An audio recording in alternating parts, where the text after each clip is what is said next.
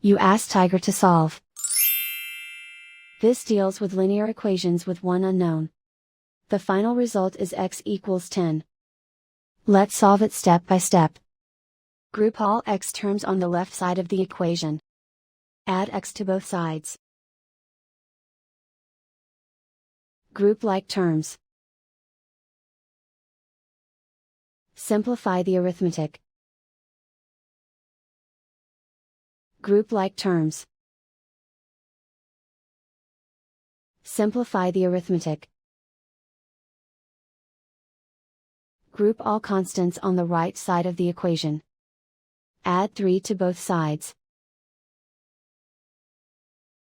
Simplify the arithmetic.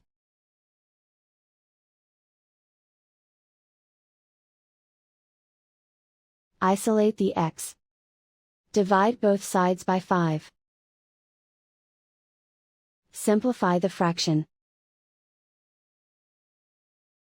Find the greatest common factor of the numerator and denominator. Factor out and cancel the greatest common factor. And so the final result is x equals 10.